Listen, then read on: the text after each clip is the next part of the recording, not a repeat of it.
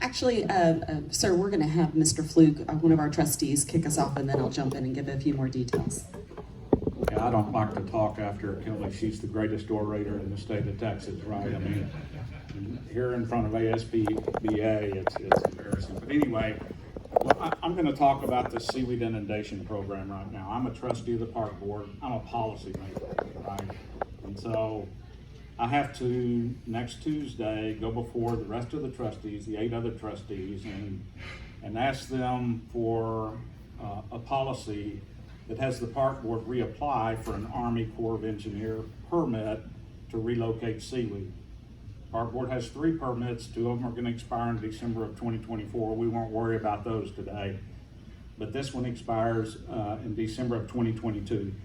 Now be aware, the relocation program is good through 2022. So this summer's not at risk, right? That's not what we're talking about. We're talking about extending the program past December of 2022. So I'll go through a few numbers for you here and how valuable our residents and our short-term rental people are. So if you look at the short-term rentals, there are actually 3,953 short-term rentals in the city. Of that, 1,973 are in District 6.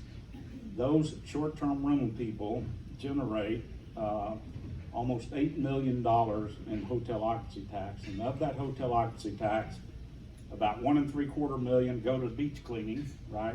Kimberly's people that clean the beaches from tip to tip for you. Another $1.6 million go to the lifeguards to provide safety, and another $750,000 basically of that money provided by the short-term rental people on the West End goes to nourishment.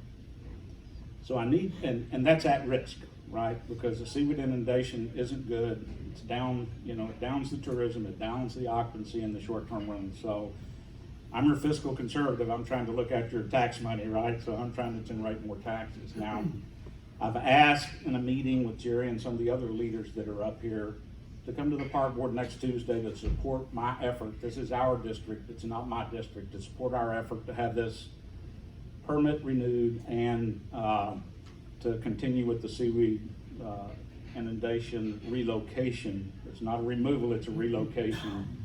Provides a pathway to the beach for the residents and the tourists. So that's at risk. So I'm trying to get everybody there on Tuesday. You can go to the agenda for the park board and you can put written comments in. Now, next Tuesday, saying the city is going to take over this permit is not helpful because there's no money at the city to do this permit. They're policymakers. City council hasn't approved the money to do this permit. So having that discussion in front of our trustees at the park board isn't helpful. So please come, state your case, ask for the trustees, my colleagues, to re-implement this program and provide the money to apply for this permit. The money's in the budget, right? So we've got the money. All I need is the blessing of the rest of the trustees to make the policy that we're going to continue this program. And I need your help, right? I can't do this alone. I mean, I've talked with all of you. Now, one other point I want to make that's a little bit off. Our Beach Maintenance Advisory Committee has 3 of you terming off, and I keep making this, spiel. We need to groom some people and have people apply for our volunteer positions on the Beach Maintenance Advisory Committee. So keep that in the back of your mind. We'll be appointing them in August, I guess, probably after the trustees are appointed. So with that, I'll turn it over to Kimberly. I mean, we have 2 great park board women here. Yes? Let me ask a question. You said the short-term rentals generates total city $8 million? No.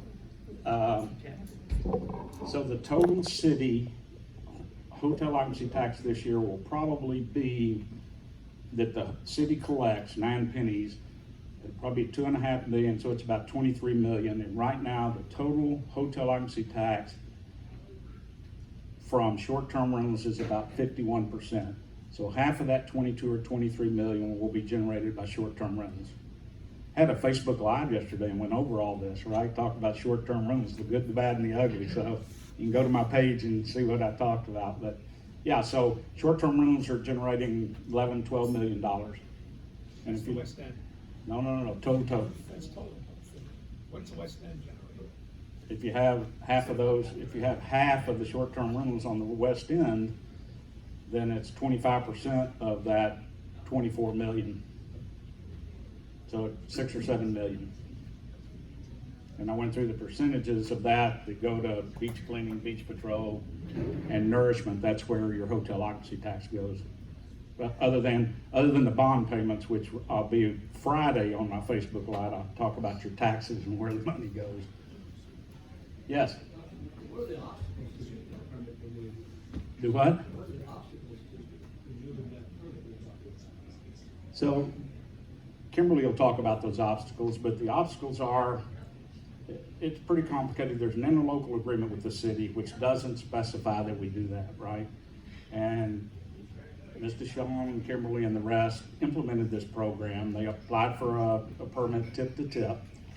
And I don't want to get into too many details, but we will modify the interlocal agreement with the city, which is due October 1st. Mr. Shaw, myself, Brian Maxwell, and Dan Buckley have sat down and talked about that. And the obstacles are deployment, really, is if we have that need, we trigger an event where we need to deploy, do we have the resources to do that? Now, the city has agreed, Brian Maxwell has agreed with Kelly and myself that the city, if we trigger an event, they will deploy their equipment as well as our equipment. So we've had to work through some details to make sure, and it isn't really the money, it's in the budget, it's how do we deploy and meet expectations if indeed we have an event that's triggered. Okay, I'll let somebody who knows more about this than me tell you. I'm a policy maker. Thank you, Marty. Hi, my name is Kimberly. I am the Chief Operations Officer at the Park Board, and I manage all things sand with the exception of beach patrol. So if it's on the sand, it's probably me, unless it's in the city of Jamaica Beach or if it is the state park. There is not, sir, any kind of concerns that we have about actually renewing the permit. We don't believe that there will be an issue for us to actually renew the permit. The question on the table today is whether or not with the renewal of the permit, the Park Board continues the Seaweed Emergency Relocation Program on the Weston, which I'm going to talk about now. Before I do, I just want to recognize Elizabeth. I know she just spoke to you about the Leave No Trace ordinance, but you're very fortunate that she's here today. And I would recommend that you get her autograph because when she came onto the Park Board, we called her references, and one of her former employers said to me, "Oh my gosh, you have to hire this girl. She's the next president of the United States." I don't think you want to be the person that doesn't hire the future president of the United States. So if you're smart, you'll get her autograph before you leave today. She's an Aggie too. She's also a yes, we're both Sea Aggies, so there's something to be said for that. I think. So I'm here to talk to you about the actual process, not the permit itself necessarily, but I do want to talk to you about the relocation program. And I should tell you, I'm also a Weston resident. I've lived out here for 19 years. So I share in the concerns that you have and appreciate, why this is such an important program for all of the island and you all included. And we heard Mr. Fluke talk about how important the West End and Councilwoman Robb, how important the West End is to the Galveston economy. So we're cognizant of that. But before I tell you about the program, I want to tell you a little bit about the people who make it happen. I think too often we get up here, Kelly and I and Marty and I, we get up here and we talk about what's going on. We're not doing the work. There are 39 people in the Coastal Zone Management team that are doing the work, 39 full-time men and women who have over 225 years of dedicated service to the Park Board combined. These are folks that have been doing this for a long time. So when you see them out there on the beach, please walk up to them, say hello. They love it when people thank them for the work that they do. It's backbreaking work, but they love it, and they would love if you all see them if you want to thank them. I know that I would certainly appreciate if you did that. So the mission statement, each one of our departments at the Park Board has developed a mission statement. And my favorite one, and I am biased, is the Coastal Zone Management Team's mission, which is we love our Galveston beaches and work with our sleeves rolled up to keep them clean, green, and pristine for our residents, visitors, and wildlife. Kristen. We also work to inspire and educate the community to take action through environmentally responsible behaviors, which we'll talk a little bit about today. Their budget is $2.9 million. So it's a small budget. It's 29 miles of beaches that they're cleaning. 39 people, less than $3 million. 29 miles of beaches, which makes it super impressive. And a lot of people don't know those details, so I wanted to share those. So the Seaweed Relocation Program, I want to talk about first what we're mandated to do. So the Park Board, by the Texas Natural Resources Code, is mandated to remove trash and debris from Galveston beaches. We're not mandated to relocate or to disturb seaweed. Quite the contrary. The state of Texas and the environmental groups, and you heard Kristen allude to this earlier, they have a vested interest in seeing the seaweed, and if I say seaweed, you say sargassum, seaweed, sargassum. So sargassum and seaweed are synonymous, but they have a vested interest in having that material remain on the beach at levels that are acceptable, because it helps build back our beaches, it helps support the birds and the wildlife that are out there. So it is an important part of our ecosystem, and we don't want to disturb it unless we have an emergency situation. And that's where this program comes into play. But I do want to make sure that you all know that we're not funded to do that by the state, and we're not regulated to do that per the state. I think that's important to hear. So unfortunately, the PowerPoint presentation isn't working, and I had a slide in there that said trigger warning. If you were here in 2014, I was going to throw up some slides and some photos of what that looked like. You can probably still smell it in your nose. I was certainly here. I remember it quite well. But we want to talk to you about the difference today between an emergency situation and what I like to call nuisance seaweed, right? I think it's an important distinction for you all to understand, because if you're going to participate in this program, you're going to want to know the difference and when we're going to deploy. What I don't want to do is paint a picture where we say, hey, yeah, we're going to go out there and we're going to clean up and relocate that seaweed for you, and it's not coming in at the levels that's really considered an emergency, and your expectation is that we're going to get out there, and we're not. So unfortunately, the slides aren't up. It would be helpful. I'm happy to share the presentation with Jerry if he wants to share those photos with you all so you can understand the difference. But to picture it, a landing is what we call it in our permit. That's what I call nuisance seaweed. So a landing is an average height of accumulated seaweed that is less than 2.5 feet in height and is less than 10 feet wide. It's a lot, right? It's a lot. Yes, no, it's fair. Most of the seaweed, the nuisance seaweed, when you see it come in, it's, it's about ankle deep, right? But the trigger there is making sure that it's not greater than 10 feet. And the last part of that is that it doesn't compromise more than 50% of your linear beach footage. So if you have 1,000 feet of linear beach in your POA or HOA, and only 400 feet of that has seaweed on it, then that's not going to be considered anything other than nuisance seaweed. And you want that there, trust me, you want that there. That's important for rebuilding your beaches. Versus an inundation, so you hear us say inundation, and I call that emergency. So an emergency situation. So if you were here in 2014, you very clearly know that was beyond an emergency. That was just, biblical, I would say. So an emergency, what is an emergency defined as within the program itself if you choose to participate in the program? There are 3 different things that we look for, 2 technically. So it's either an accumulated height of 2.5 feet, which Marty said, 2.5 feet, and ground coverage is at least 10 feet deep. So you're standing on the beach, it's up to my knees, I'm short, it's up to my knees, and I look ahead and I can't jump over it. That's an emergency situation. Or if it's 1.5 feet, so about shin deep for me, and the width is greater than 20 feet. So it's gonna take me several jumps to get across because I'm not Paul Pierce. And more than 50% of the beach template is covered. And when I say the template, I don't mean from the front to the back, I mean the linear width of the beach. Now, all of you are going to say, well, gosh, Kimberly, 2.5 feet and 1.5 feet is a lot. Yes, we agree it's a lot.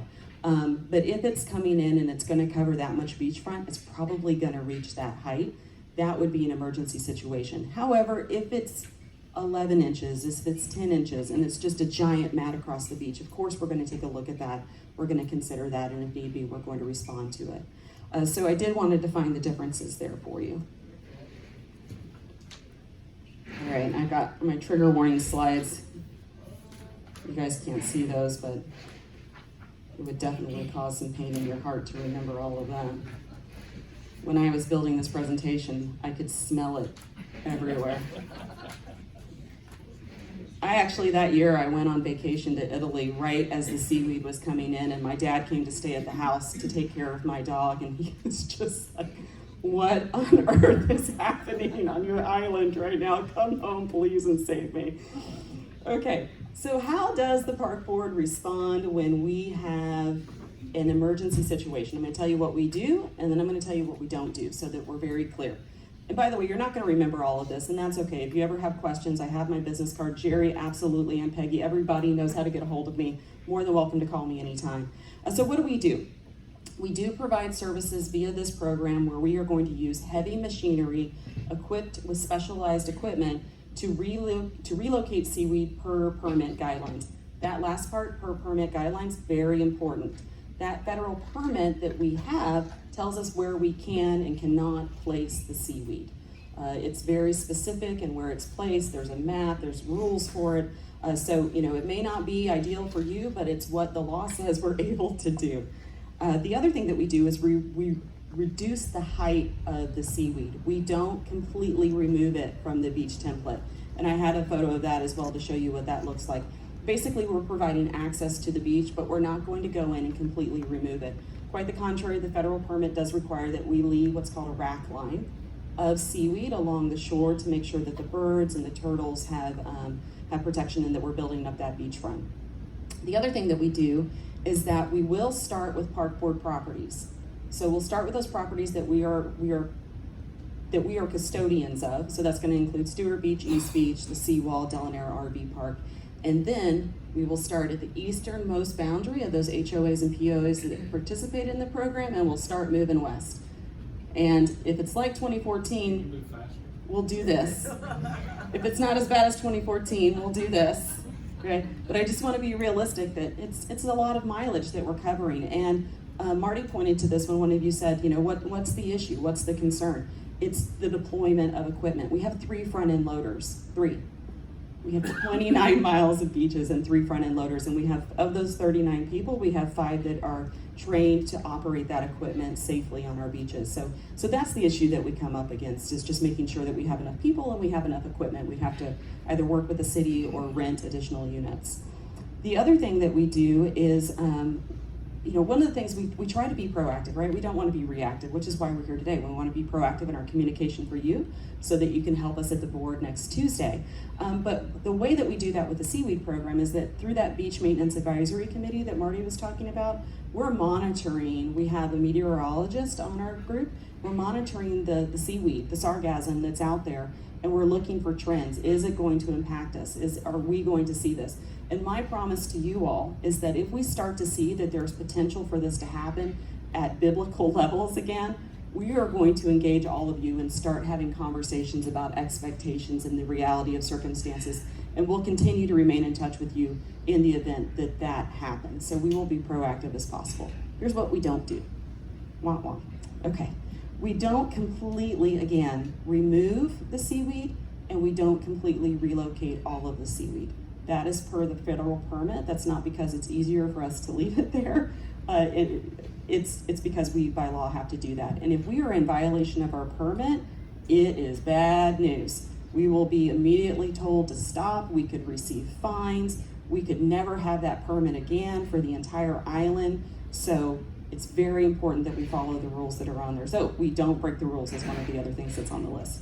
We don't use tractors or surf rigs. So you all may be familiar with these. You see these, it's like a triangle on wheels that rolls down the beach, and it has these little tongs, and it picks up the seaweed and it leaves the sand behind. Those are called surf rigs. If we have an emergency situation, a surf rig is going to get 5 feet, and then we're going to have to dump it, and then it's going to go another 5, and we're going to have to dump it. It's not going to do the work. So you're not going to see us rolling out those surf rigs in an emergency situation. You may see us rolling them out in a nuisance situation for the properties we manage, not the HOAs or POAs. So I just want to be clear on that. And then we don't offer any kind of grooming or, as I just said, removal of nuisance seaweed as part of the HOA POA program. Let's see. Just want to make sure that I have everything. And the last thing that I'll say on all of that too is that if we have another 2014, it's gonna be tough. There are going to be difficult conversations, and just know that I'm your neighbor in all of this. Your pain is my pain. I smell it just as well as you do. I see it, and we're going to be out there every day doing what we can to make it right for Galvestonians. We're all residents for the most part. Most of our employees in Coastal Zone live here on the island. It's important to us. We take what we do very seriously, and we want our beaches to look beautiful, and we want our residents to be proud of our beaches. So just have patience with us. We'll do our best to have patience with you as well. But again, we'll do what we can to help you all out. So expectations for this summer, a couple of things coming down the line that I want to make you all aware of. First, Elizabeth, in addition to being a president of the United States in the future, she is in charge of the HOA-POA program as far as the administration of it. She's your point of contact. We'll make sure that you have her contact information. She is going to be emailing all of you in the coming week the enrollment packet for 2022, the year that we're in now. Some of you may remember that you made deposits, retainers, in previous years, and that those rolled over. We have a wonderful new CFO who said, no, we need to return those checks. So you all will see that the money that we had as a retainer for you is coming back to you. I've been told that those were going to be mailed this past week, maybe early next week. We had a few people impacted by COVID last week in the accounting department, so they're a little behind on their work. But you all will see those checks coming back in the mail. Don't get excited when you get a $9,000 check. Hold on to it, because you're going to want to take that check and roll it back into the 2022 program. So do know that you'll get your checks, your retainers back. Hold on to those checks, and when the time comes to enroll, which Elizabeth will send out to you via email, you'll want to roll that check into this coming year. So a couple of things about the process. We're not changing it. Everything that you had to do before, you have to do now, but we did make it one singular packet that makes a lot more sense. I know in the past we had we filled out this form and look at this. Oh, hey, here's this checklist over here. We put it all in one packet now to make it very simple and easy for you all, but the requirements are the same. There's the application process. You'll fill that out. Nothing has changed on that. You do need to provide a map of the area that you're going to cover as an HOA-POA. You do need a resolution from your board that says, yes, we all agree that we want you to come out and relocate the Seaweed if there's an emergency situation. You do have to apply for a beach maintenance permit from the city of Galveston, which I'll come back to in a second, and you have to turn that in with your application, and then you have to pay a retainer of $5,000 or $10,000. And the distinguishment between the two is just based on your linear footage. The more linear footage that you have, you hit the 10,000. If you're smaller, you're at 5. Now, we did have a question when we did a phone call, I think it was week before last. Hey, I'm not actually part of an HOA, POA, but we're a small group of homeowners. Do we have to pay $5,000? That seems like a lot. Give me a call. Let's talk about it. I'm happy to talk with Kelly and see what we can do. We don't want to leave you out in the dark if there's only 4 or 5 of you and you don't have the ability to come up with that retainer, so we can have some discussions. The beach maintenance permit.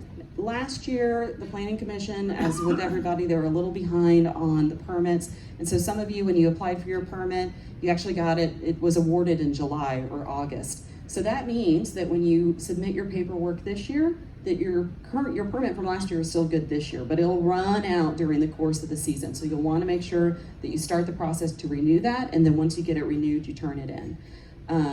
If you have any questions about that, Elizabeth is working very closely with Brandon and Russell over at the city on those.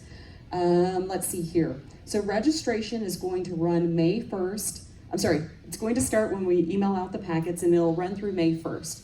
So don't panic. I know some of you are like, oh, but my board doesn't meet until May 15th again. Let us know what you have going on. One of the things that we will do is we will allow you to apply for a 30-day extension. But you do need to let us know in writing that you want that 30-day extension on or before May 1st. If you need 35 days, if you need 45 days, we're accommodating people. Just let us know, create some realistic expectations for us, and we'll work with you on that. The retainer, real quickly, so your $5,000 and your $10,000, what we do is we hold that in an escrow account, and hopefully it doesn't happen, if we have the seaweeds start to hit the sand, as Kelly likes to say, we will start charging your account by the hour for the deployment of equipment. So every week we will go in and we will bill against that $5,000 or that $10,000. Once you get down to $1,000 in your account, we're going to send you an email. Elizabeth's gonna call you, say, hey, you hit the threshold of $1,000, and you'll know it's coming. We'll give you weekly updates. You need to fund your account. You need to put some more money in it. You don't have to get it to the 10, you don't have to get it to the 5, but you've got to get it beyond $1,000. So we'll give you the heads up on that so that you know that it's coming. And basically, what does that get you? What does that $10,000 and $5,000 get you, other than me coming up here and talking to you? If you have $4,000 in your retainer, that'll get you about 27 hours of work. It's a lot of work. If you have $9,000 in there, that'll give you 62 hours of work. So that's basically what it comes down to when we divide it between the equipment, the operators, and all of the things that we need to do. I just shared a lot of information with you. I know that you're not going to remember all of it. We will be sending you out information via email. I'm happy, if we have time, I'm happy to answer any questions that folks may have. Yes, sir, Mr. I Blue. have a question for Elizabeth. Elizabeth's first cousin is Mays Middleton, so who's going to be president first? Thank you. Yes, I agree, Elizabeth. Yes, sir. Yeah, Kimberly or Kelly, what is the purpose of all this discussion at your board level of why you just don't go get another permit?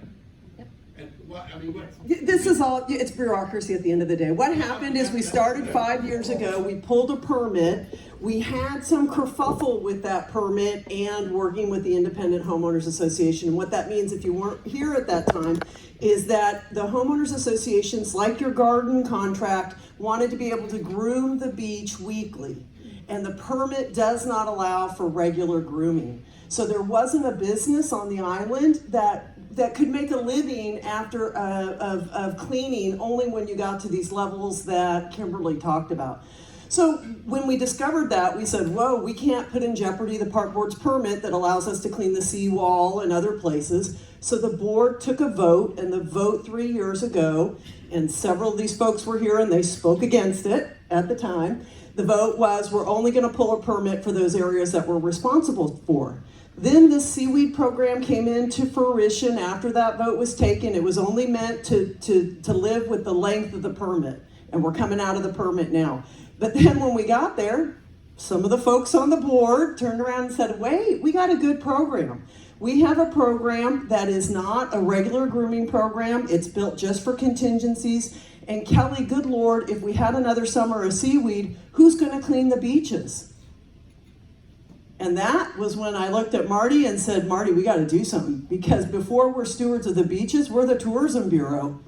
And that's an emergency for tourism. So the reason we're having to go back is because the board already took a vote. And you know, when an agency takes a vote, you have to stand by the vote. Somebody who voted for it has to bring it back to reconsider it. So this is this parliamentary procedure that we have to go through. And my hope would be that you all came and spoke encouragingly. We appreciate the program. We think this is a great partnership between the park board and the residents out there. It puts your labor, your equipment, your permit on the table with our resources, and it's a great hybrid. We're just having to go back and make transparent that we stumbled on to a solution, and now that solution needs to be formalized in policy, and I've asked Marty to take that forward for me. Does that make sense? Yes, it does. Does the hotels get cleaned the same way under your permit as the rest of the beach does down here? Depends where the hotel is. Oh, let's suggest the San Luis. Because that is the seawall beach and that is part of the area that we're mandated by city charter or city agreement to clean, yes, sir. Not because the hotels are there, but because the park board is responsible for the seawall beaches under the interlocal agreement. Is that groomed or is that?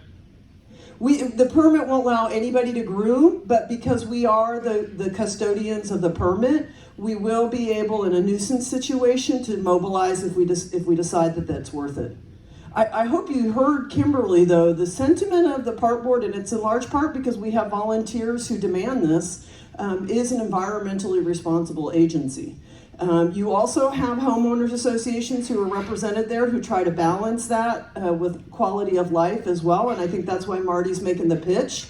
You've got 3 people in Wgipoa that are about to come off, and if you want to be at the part of the conversation where decisions are getting made, we meet once a month. Thank you very much for your hard work. Oh, it's a pleasure to serve. Good?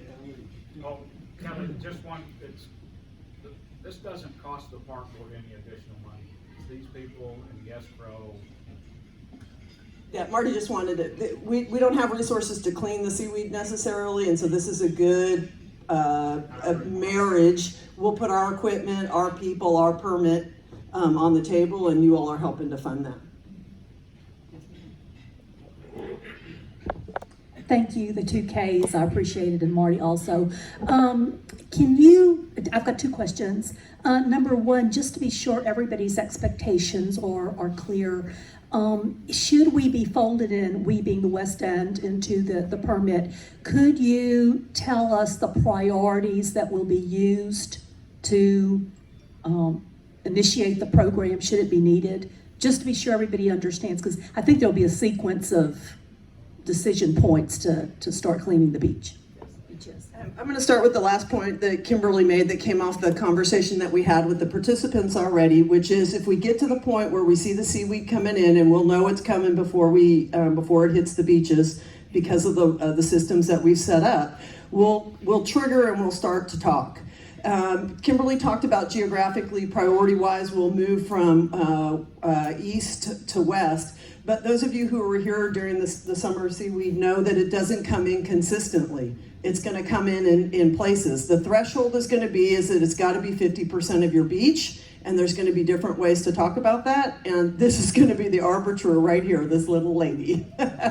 She's going to come out and say, if you think you've got a landing, then you need to come out and talk to us. So I think on one hand, prioritization is going to be in who's communicating with us, how close are they to our point of departure. But if we get to a point where it's simply the coast, then we're going to start on one end and we're just going to work our way down. And that's why it's important what Maria's mentioned, that if the city can commit as well, we can double the amount of equipment we have, we can double the amount of people we have, and we can work together to move down.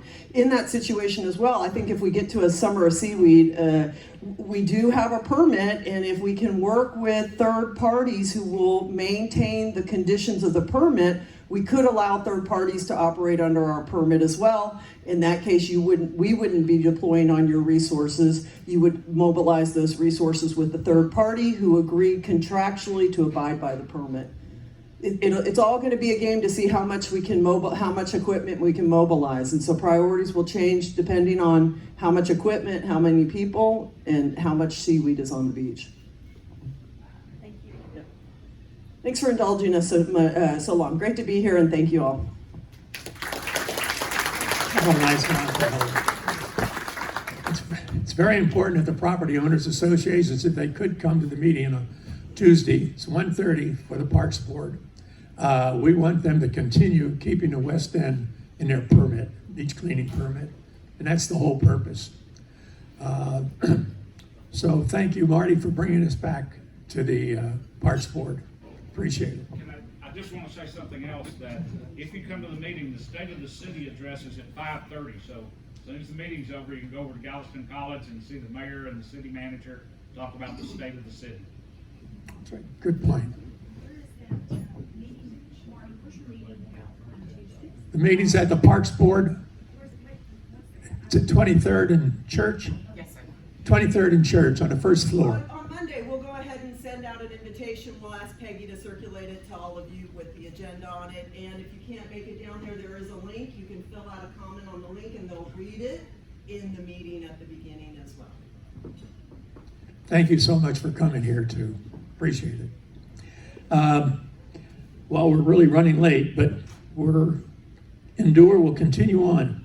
I'd like to have Weston Ray up and talk about the new Property Owner Association requirements. Thanks, Weston, for coming back. I'm gonna have to make this work, so I might do a little musical interlude or something while I make this presentation work. Or if anybody wants to tell jokes or anything.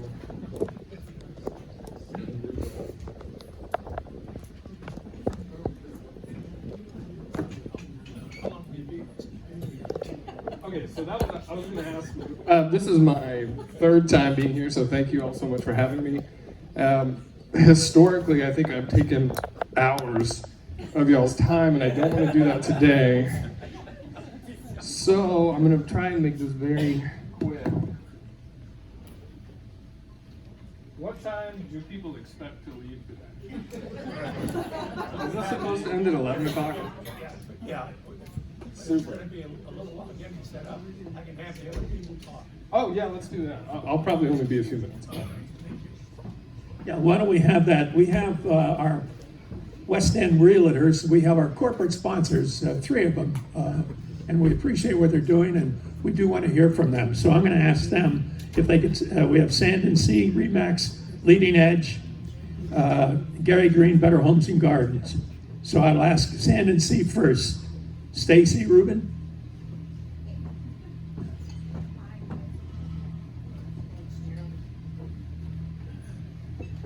Hey, thanks. So for those of you who don't know me, I'm Stacy Weber Rubio. Rubio is my married name. Weber, if you do know me, you knew my dad, so hey y'all. So my dad was the orator, not me, and he was the politician, so go y'all. I'm the realtor, so I'm here to talk to you a little bit about the statistics and everything that's gone on our island. As you can see in the last several years, we've not just had a steady uptick since 2017, but COVID sort of did the complete opposite of what we all feared it was going to do. And it blew us up as an island, as a niche market, as a local community. So our businesses, our tourism, our real estate sales, our short-term rentals, to that point, the income, the hot tax, all of those things have just exponentially grown. And it's happened very rapidly and at a time when workforce is down, not just in the police department, but even in the tourism level. You know, our tourist industry, our wait staff, these people were sick. Clubs had to close at a day at a time. Places had to shut down. Businesses, when we were still nursing all of these people influxing to our beaches. So it's been a very hot point, fast-paced business time, not just this year, but in the years leading up to this year. So we were talking a little bit earlier about the differences in the growth. When we were right in the middle of COVID and our 2019 over 2020 stats, if you remember, what they did is it just sort of blew up. Yes, thanks, Marty. So it just kind of blew up and our stats went off the charts, and everyone reads all of our stats and you can see that things were just selling like hotcakes, as they say. But now it's been a steady progressive growth. So where we had seen this huge exponential growth, we stayed there, we plateaued for a couple of months, and then it grew again. It didn't really back down the way you would see a real estate market typically ebb and flow, that every 3 years benchmark where it ticks up slowly by a couple of percent, then it'll go down. And you know, we tell our second home buyers, buy, hold 3 to 5 years to get your maximum value if you're going to resell your home. I've had clients calling me all year and I'm thinking, you are breaking my cardinal rule, and I'm telling them hold your property, and they're saying, yes, but you sold it to me for $275,000 18 months ago and I can sell it today for $563,000. I'm going to sell my house, you know, and okay, got it. And it's difficult because what happens is it's not sustainable growth. It's a flash in the pan and everyone's worried that this bubble's gonna burst. I just want to caution folks that this is not the same thing that happened when we had a subprime lending situation where we had unqualified buyers qualifying for these large mortgages, and they were ticking up in these big mortgages they couldn't afford, and then they went bankrupt and they lost their homes. That's not what's happening here. We have a large percentage of cash buyers. We have buyers that are very highly qualified, and the present value of money is that interest rates were so historically low that we had people that were under 50 years old pulling money out of the stock market and buying cash, buying homes, and that's still happening. So island-wide, we've gone up 31% in the just median home sales price, and that's huge when you start looking at the overall. We do have an inventory issue. We do not have an issue of qualified buyers being here. We've got plenty of them. I've got stacks and lists of them, so does Julie, she works with me in my office. We have lots of buyers, we have low inventory. So everyone who wants to sell their house is selling, and they're getting to turn over. The problem is, if you do want to sell your house, call me, but then I'm going to tell you to wait a minute unless you've already got your eye on something. So there's nowhere to go. There's low inventory. Everybody wants the same house, and the same house is not available everywhere. And so we do have a lot of investors, to speak to the short-term rental point. People are looking to afford their second home. They're looking for a reprieve. They're looking for a place to go and to work from home. The market has changed drastically, and 40-year-olds are working from home from their computers because of technology. They don't have to go into the office anymore, and the overhead their company doesn't have to keep, they're happy to cut. So people are spending time at home, and they're doing it from our beaches. So it's really an interesting point to bring up, and I appreciate everything that Wgipoa has done to keep all of our communities playing well together. I'd like to say we all play in the same sandbox here. So it's really good. It helps with the short-term rentals, and it helps sustainability for all of our homeowners, those of us who live here, work, and play here. It's been great. Thanks. Thank you. Okay, I'll ask if Jason Keeling can come up with RE/MAX Leading Edge. Jason may not be here. Then I'll ask Jerry Babin from Gary Green Better Homes and Gardens. There she is. I was gonna do a PowerPoint, but now Stacy and I say the same. I'm not going to. Okay, I'm Jerry Babin. I'm with Gary Green. I'm gonna move over here. And I've been a realtor for about 2 years, so I'm still very new at this. So thanks for letting me come in today. And I reiterate everything Stacy says. It's a crazy market. 30% increase in your value of your houses. That's crazy. I looked at the stats yesterday. There's only 175 homes in the zip code 77554 for sale. There's about 500 people that want to buy those houses. So that's what your houses are doing. So the only thing I wanted to add to what Stacy said was about using a local realtor. And I think that we all overlook. I'm from Houston. I do sell in Houston because I lived there 30 years. But I have come to realize over the last 2 years how important it is to use a local realtor.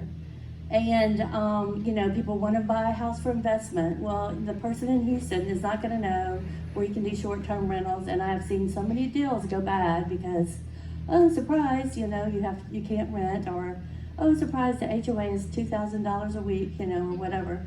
So really, it's very important you will get more money, you will get more value out of that realtor. We do open houses. I go over there and unlock the door for everybody at the top of the hat, drop of the hat. When it froze, we were over there turning off the power and the water. So using, we will understand the deed restrictions, we understand the laws, all the environmental laws, all the insurance, which is super complicated down here, and it's changing. So I just implore you, use a local realtor. If you do decide to sell, you will get your money's worth and you will be well represented. We have marketing that is global. I have buyers from all over the place, California, etc. So you will get your money's worth. Just use local. That's all I ask. So that's all. If y'all have any questions or want to know what your house is worth, it's worth a lot. So I sold a pretty sketchy house, and I'm like, you want to pay that much? Okay. And 4 people wanted to pay that much, so it's like, okay, you won. So you had a question? Well, I was just going to echo all things.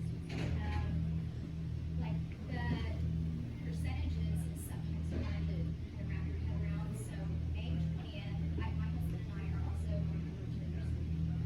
And May 20th, I sold a house to a client of mine in Laguna San Luis. New construction, nice home, 410. 10 months later, he said, 410, guys, 410.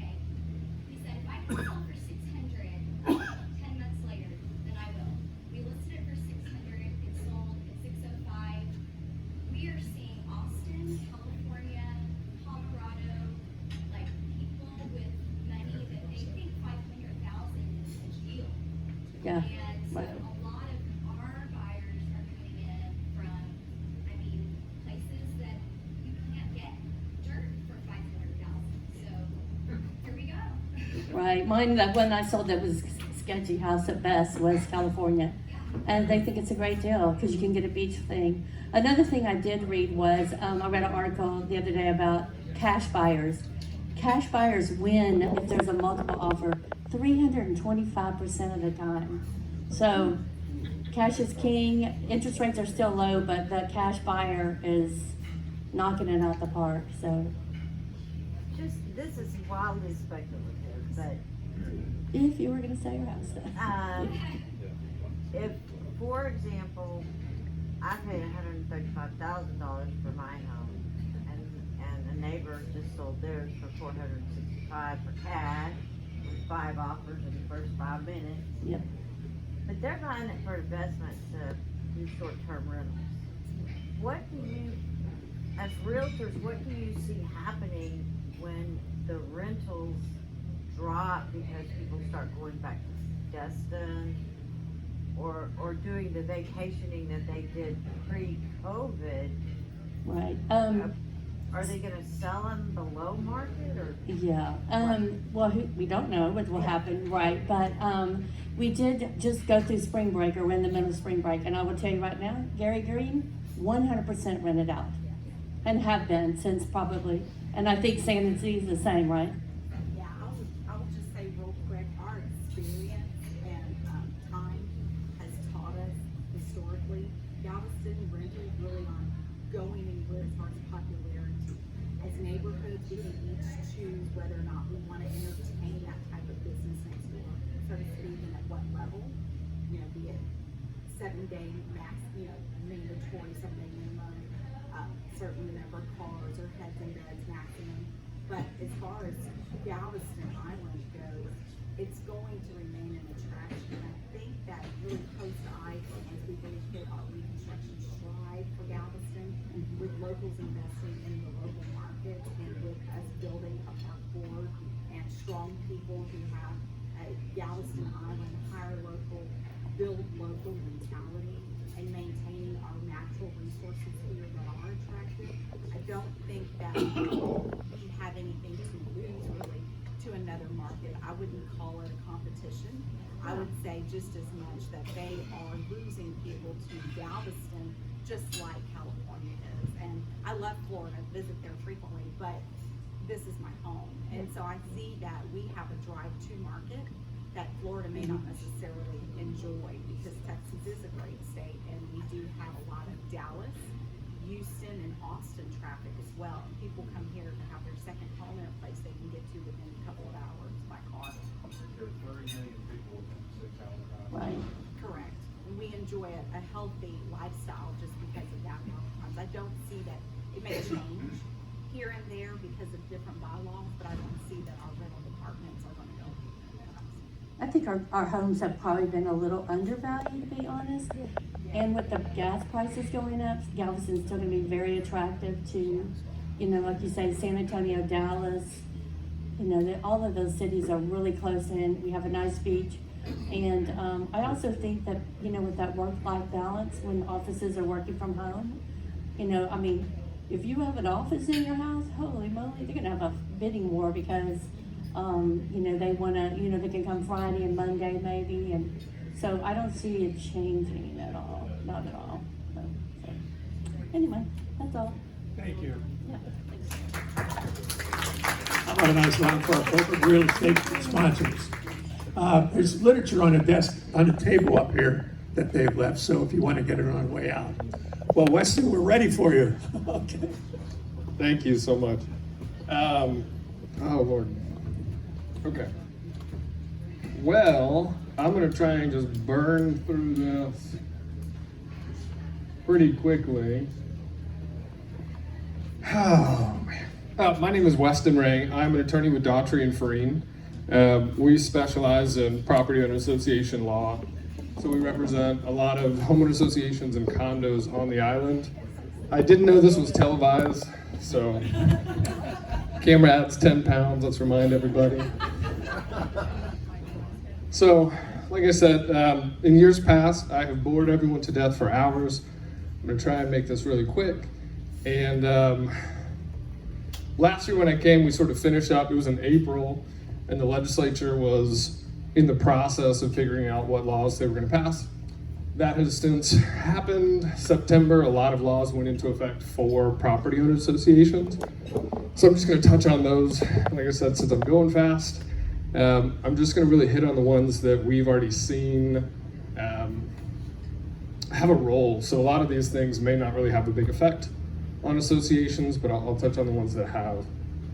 And okay, so this is not even clear, and I apologize to everybody, but this is not as important as I thought it was. So I'll just talk to you about it. And like I said, I'll get Jerry a copy of the presentation so anybody can look at it who wants to after the fact. The biggest bill that we had passed was the Senate Bill 1588, which is called the Realtor Bill. It's an omnibus bill that has about 1,000 things in it that I'll touch on briefly. That one has the most effect, I think, on homeowner associations. A lot of it has to do with management certificates and filing different forms. We'll touch on that. Discriminatory restriction removal. That one's a great one. It just has to do with getting rid of old restrictions that have to do with race and things like that. Makes the process easier for homeowner associations if you have those to get rid of them. Religious displays, Senate Bill 581. That one, there was a statute that said what sort of religious displays would be protected in terms of your property, what you can and can't do as far as having a homeowner association regulate the size, shape, materials, anything like that. It just got broader. So essentially, if you're putting up a display that has a sincere religious belief backing it, you can do anything you want. Whether it's a 100-foot tall Buddha or a cross that is on fire or something like that. There's not much HOAs can do about it. In my opinion, it's a little too expansive just because there's really no regulation. So we've seen some things like that, 20-foot tall statues, and while it supports religious belief, that's great, but your neighbors may not want a 20-foot statue right next to them, so that is what it is. Condo records, most of the legislation, and I'm so sorry, I'm walking around a bunch, so if I'm getting off the screen, sorry about that. Most of these regulations really don't apply to condominiums, it's just for single-family homeowner associations. Condo records, there was a provision in Chapter 209 that had to do with when homeowner association owners make requests for records.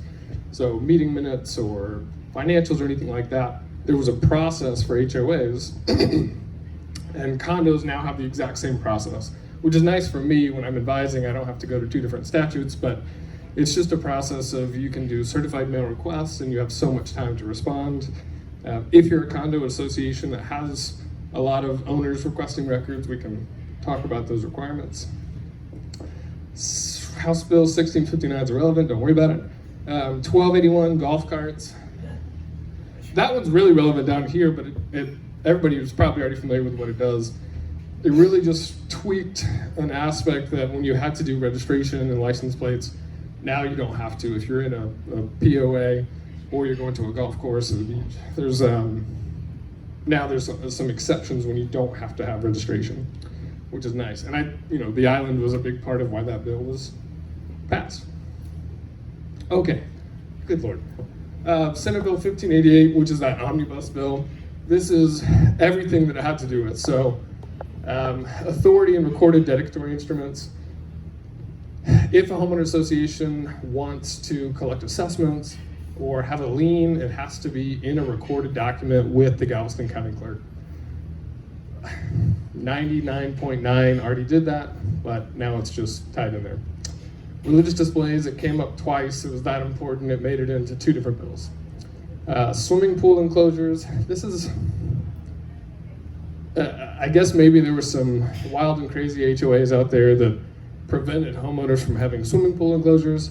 That seems like the worst idea in the world because they have a very important purpose. So this just protects homeowners' ability to put up swimming pool enclosures. Seems like a great idea. Security measures. This is one that has a big effect for property owner associations. But on the island, actually, it seems like it may be less of an issue.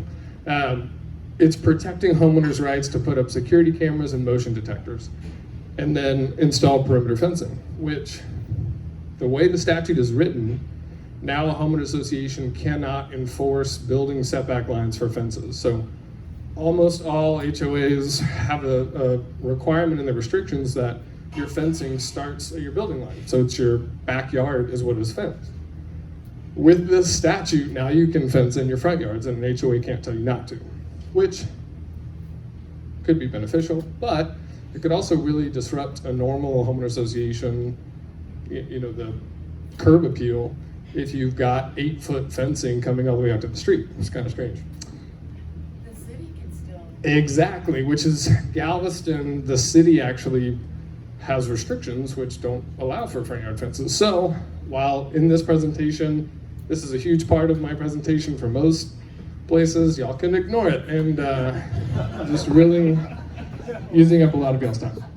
Management certificates is one where it really came in for this bill. And I think part of the reason why it's called the Realtor Bill is because they run into this issue a lot. And the realtors are probably out there going, yes, that's exactly right. So management certificates have to be filed with the county clerk. They have additional information that they now need. And the cost for resale certificates is capped. So it's $375 for a resale certificate, which I guess there were a lot of management companies that were maybe exceeding that amount. I don't run into that as much on my side, but realtors clearly do. So they said, hey, the most you can do is $375, and if it's updated, it's $75. So that's one thing to keep in mind. If you are a self-managed association, or if you know how much your resale certificates are, if they're over those numbers, we got to change it, and it needs to change now. They also created, the Texas Real Estate Commission track has another website where all of the management certificate information is stored. So there was a requirement for them to create that website by December 1st. They got it in by December 2nd, which is late in my book, but they still did it. And everybody who files a management certificate with the county now also has to file with TREC. It is easier for homeowners and realtors because it's all combined in one place. It is harder for associations and us because there's some technical requirements, but now we've got that. Architectural review, this is one that's really hard on smaller associations.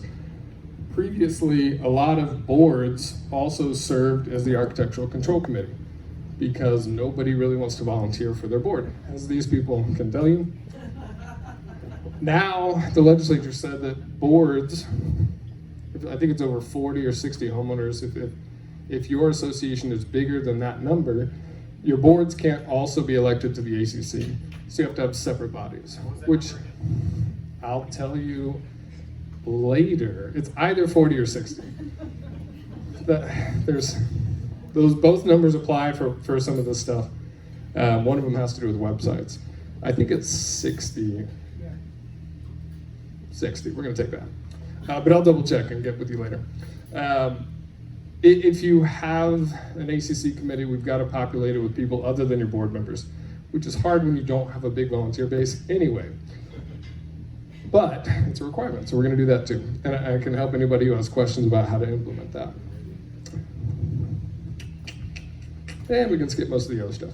JP Court is one where there was also part of the bill that says if a board of directors violates any provision in Chapter 209, now we can sue them in JP Court, which really hurts volunteerism again. But, it's important to keep everybody honest and doing the right thing. I apologize. Really trying to burn through this. Swimming pool enclosures. So, this really just elaborates on everything I just told y'all. 60 lots is websites, so 40 will be the minimum for architectural control. For everybody else, if your homeowner association does not have a website, you're now required to have a website if you have more than 60 lots. A lot of people, if you have a management company, they already sort of take care of that issue for you, but something to keep in mind. and that can be Facebook. And on that point, if you have a homeowner association, please steer clear of social media. It's like the worst possible thing in the world. More boards have issues with social media fights.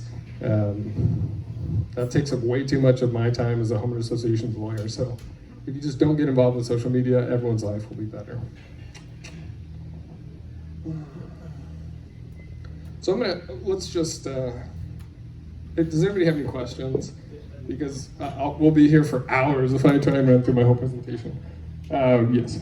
Can you kind of touch on the fact that there's a new rule or new law that a manager of a POA makes over $50,000 that she or he has to have be not free? Yeah, so one of the aspects of that omnibus bill that I was talking about is it sets a threshold for bid requirements. So if a homeowner association is soliciting bids for any project that has a contract price of $50,000, anything at $50,000 or over now has to be solicited in the requirements under a homeowner association's bid solicitation policy. So if you're an HOA that has any contracts that exceed $50,000, you need to put a policy together of how you're getting those bids. And most homeowner associations are basically just adopting one where, like you said, they have to get 3 bids, which is pretty regular in common practice. So a lot of homeowner associations are like, wow, we wish we even had a budget of $50,000. We don't. But if you do, we just need to make sure that we're doing that we're getting whatever your policy requires. So it may not be 3. For anybody who administers management of the community, if their salary is over $50,000, correct? That they have to. So that's any contract that the homeowner association has, right? So it's not limited to landscaping or anything like that. If you have a contract with a price over $50,000, and that may be management, landscaping, anything like that, we've got to solicit bids. Good point. Questions?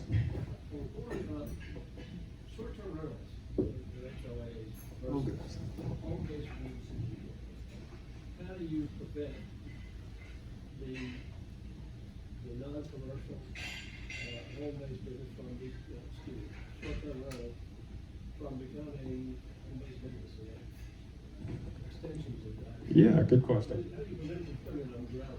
And so that. Repeat the question. Yeah, I was gonna repeat that for everybody online.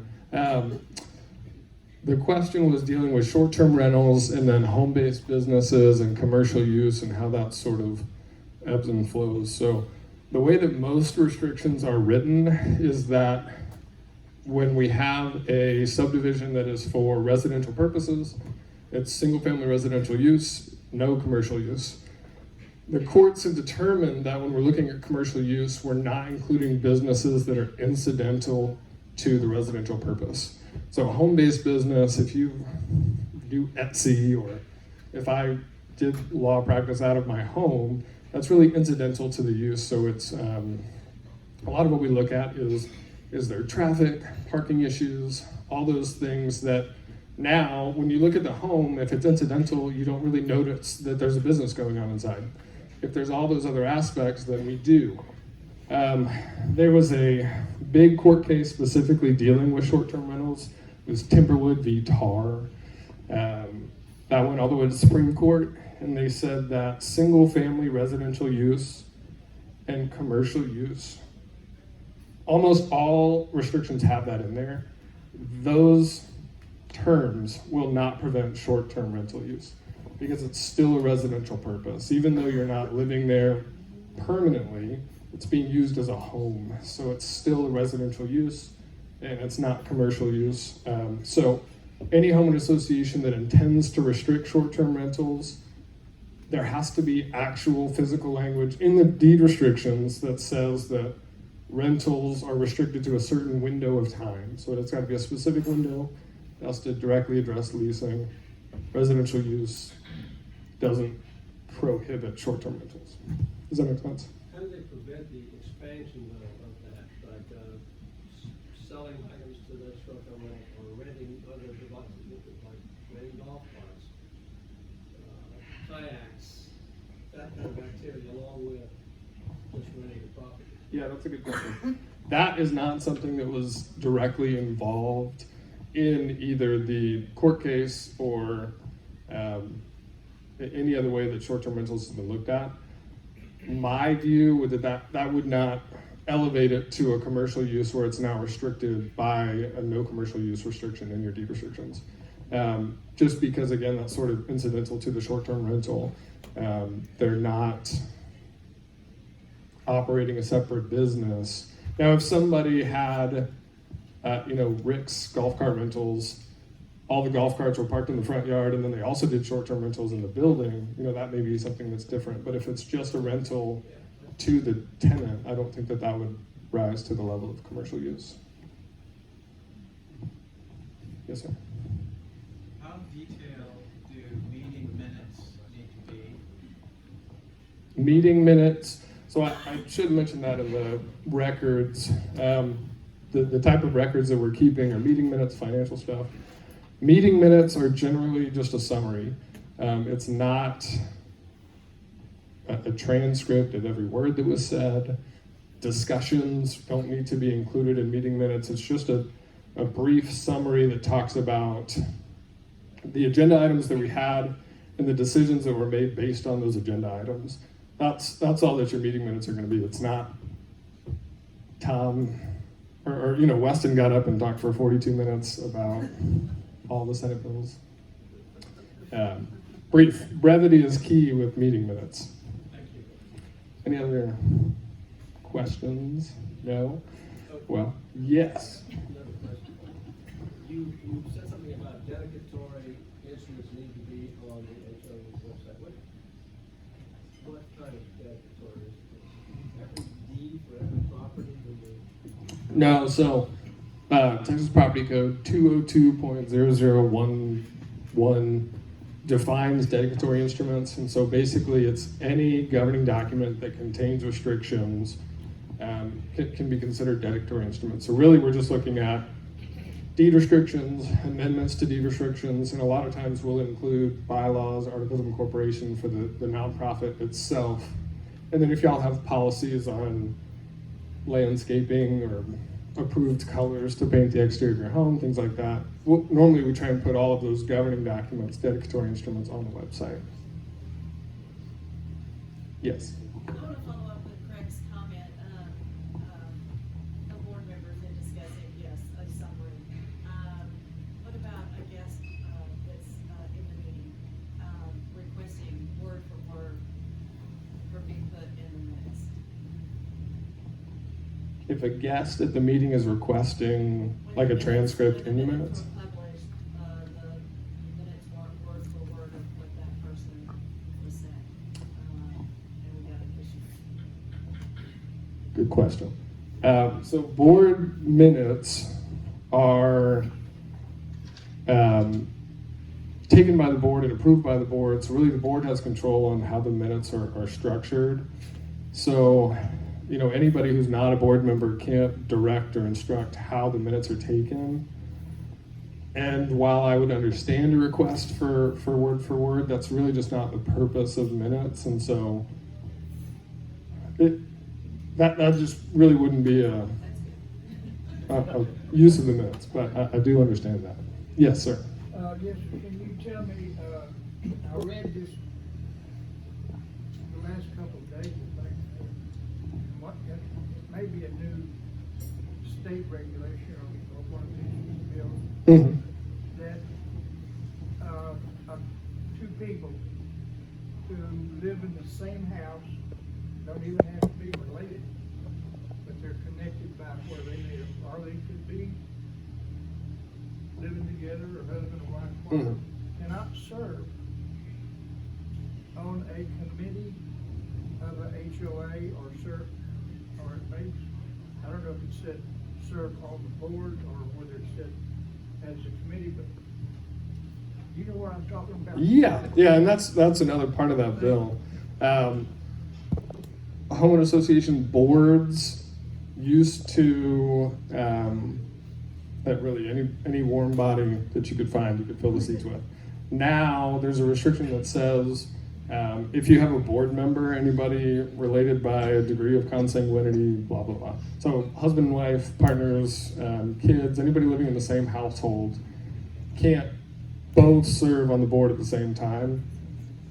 And and it's an issue of if you've got a 3-member board and 2 of the board is out of the same house, now that one house has a majority decision of the entire homeowner association, unless it was me and my wife and we can't agree on anything, so that wouldn't really accomplish that goal. But that also relates to the ACC committee. So when we're looking at people to try and fill the ACC committee, if they live in the same household as a board member, they're prohibited as well, which just makes it an interesting process for some associations to fill. The rule applies regardless of the size of the board. Right, that rule applies throughout. Thank you. Yeah. Yes. What if it's 2 family members that live in different houses, like cousins, can they serve on the same board? Yeah, they can both serve on the same board. So really, we're looking at the household when we're talking about, unless like a husband and wife lived in different houses, which again, I feel like that wouldn't cause the same problems, but they would be prohibited also. But really, mostly we're just looking at the same household. So cousins or something like that wouldn't be prohibited from both serving. Anybody else taking up so much of y'all's time? Thank y'all again so much. Weston, thanks so much for coming back again. Really appreciate it. Do great work. Board stay after the meeting for a little bit for election of officers. Our next meeting is going to be April 16th. We have Cheryl Johnson, Galveston County Tax Collector Assessor, is our guest speaker. It's mostly how to save on property taxes. Unless there are any other questions, it's been a late one. We're adjourned. Thanks to everybody for coming. Really appreciate it. And if the board can stay just a minute.